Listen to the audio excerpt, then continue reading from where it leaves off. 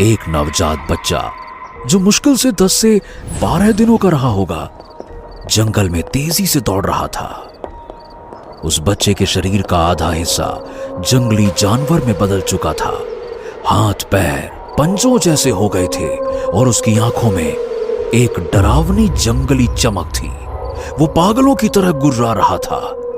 दौड़ते दौड़ते वो जंगल के बीचों बीच रखे एक ऊंचे चट्टान पर चढ़ गया।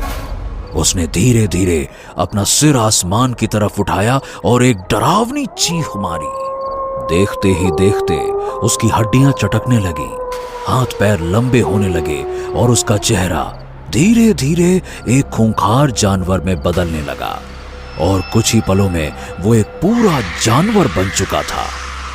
उसने पूरी ताकत से उस चट्टान से नीचे छलांग लगाई और उस घने अंधेरे जंगल में गायब हो गया। वो बच्चा कोई और नहीं, भैरवपुर के सबसे दबंग और रसूखदार ठाकुर रघुवीर सिंह का 12 दिन का बेटा सूर्या था।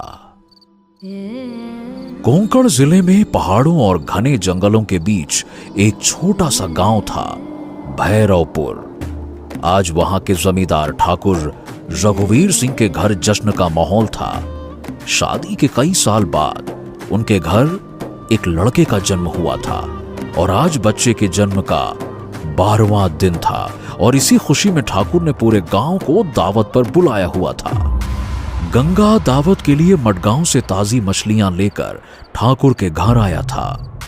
गंगा एक मछुआरा है जिसे लोग डरपोक कहकर चिढ़ाते हैं। बचपन में उसने अपने पिता जमुना की मौत अपनी आंखों से देखी थी। एक तूफानी रात में लाइट हाउस में एक अदृश्य शक्ति ने उसके पिता को मार दिया था। उस हादसे ने गंगा को अंदर से डरा दिया और वो बड़ा होकर बहुत फट्टू बन गया। लेकिन वक्त के साथ गंगा ने अपने डर का सामना किया। उसने उसी भूत से बदला लिया और उसे अपनी फैनी की बोतल में कैद करके उसे मुक्ति दिलाई। इस वजह से उसे भूत प्रेतों पर यकीन तो था, पर उसे आज भी अपनी ताकत पर भरोसा नहीं था। ठाकुर के घर के आंगन में लोगों की भीड़ लगी हुई थी और वहीं घर के शोर शराबे से थोड़ा दूर उसी आंगन में एक शांत कोने में एक पालना रखा हुआ था। उस पालने में ठाकुर साहब का 12 दिन का बेटा सूर्या आराम से गहरी नींद में सो रहा था। इधर दावत पूरे जोर शोर से चल रही थी। लोग खाने पीने और जश्न में मस्त थे। तभी अचानक उस आंगन की हवा एकदम से बहुत ठंडी और तेज हो गई। ठाकुर की पत्नी कमला अपने बेटे सूर्या को देखने के लिए पालने की तरफ तेजी से बढ़ी, लेकिन जैसे ही उसकी नजर पालने के अंदर पड़ी, उसके हाथ से पूजा की थाली छूटकर जमीन पर गिर गई। थाली के गिरने की आवाज सुनते ही पूरे आंगन का शोर एक पल में थम गया और सबकी नजरें कमला की तरफ मुड़ गईं। रघुवीर, सूर्या, सूर्या, ये क्या हो रहा है सूर्या को? ठाकुर और बाकी के गांव वाले घबराकर पालने की तरफ तेजी से दौड़े। पालने में लेटे हुए सूर्या की उंगलियां अकड़कर टेढ़ी होने लगी थी। उसके हाथों से काले और नुकीले पंजे बाहर निकलने लगे थे। तभी सूर्या ने धीरे से अपनी आंखें खोली। उसकी आंखें बिल्कुल अंगारे जैसी लाल हो चुकी थी। ये खौफनाक मंजर देखकर सबका दिल दहल उठा। गंगा भी पालने से थोड़ी ही दूरी पर खड़ा था। आनन फानन में गंगा के हाथ से उसकी फैनी की बोतल छूट गई और पालने के पास जाकर गिर पड़ी। और तभी सूर्या के नन्हे दांत एक एक करके टूटकर गिरने लगे और उनकी जगह लंबे और बेहद नुकीले दांत निकलने लगे। किसी की हिम्मत नहीं हो रही थी पालने के करीब जाए। और फिर देखते ही देखते सूर्या के पूरे बदन पर घने और सख्त काले बाल उगाए। उसकी पीठ भी अजीब तरीके से ऊपर की तरफ मुड़ गई। किसी को कुछ भी समझ नहीं आ रहा था कि आखिरकार ये हो क्या रहा है। कोई तो मेरे बच्चे को बचाओ, क्या हो रहा है इसके साथ? कोई कुछ तो करो। ठाकुर ने अपनी पत्नी कमला को मजबूती से पकड़ रखा था और उसे सूर्या के पास जाने से रोक रहे थे। ठाकुर की आंखों में आंसू और चेहरे पर बेबसी साफ नजर आ रही थी। तभी अचानक से सूर्या के गले से एक भारी और डरावनी गुर्राहट निकली।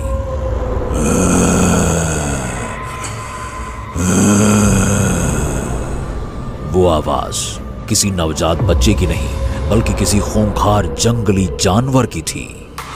हे भगवान, ये बच्चा नहीं, अरे ये तो कोई शैतान है। अरे भागो यहाँ से, भागो भागो। आंगन में अफरा तफरी मच गई। लोग इधर उधर भागने लगे। ठाकुर रघुवीर कांपते हुए घुटनों के बल जमीन पर बैठ गए और उनके आंसू थमने का नाम नहीं ले रहे थे। सूर्या, ये तुझे क्या हो गया? अरे कोई तो मेरे बच्चे को बचाओ, कोई तो बचाओ,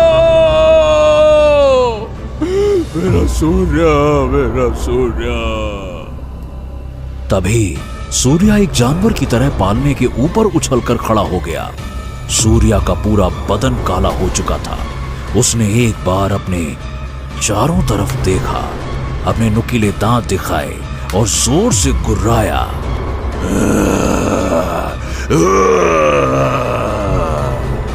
और फिर देखते ही देखते उसने आंगन की ऊंची दीवार को एक ही छलांग में पार कर लिया। घर के बाहर निकलते ही वो सामने फैले घने अंधेरे जंगल की तरफ दौड़ पड़ा और कुछ ही पलों में वो गायब हो गया। सूर्या!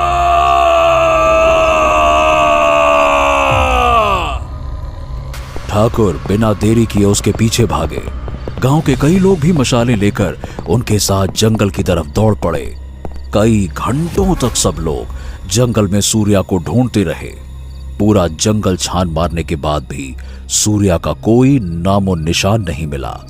न उसकी आवाज सुनाई दी, न उसकी परछाई दिखी। और आखिरकार थके हारे और मायूस होकर ठाकुर और गांव वाले वापस गांव की तरफ लौट पड़े। लेकिन सबके दिल में बस एक ही सवाल था, सूर्या कहां है और उसके साथ हुआ क्या था। इधर घर पर बचे हुए लोग घबराहट और डर में एक जगह जमा थे। कमला, उसका तो रो रो कर बुरा हाल हो रखा था। तभी एक आदमी की नजर पालने के पास पड़ी फेनी की बोतल पर गई।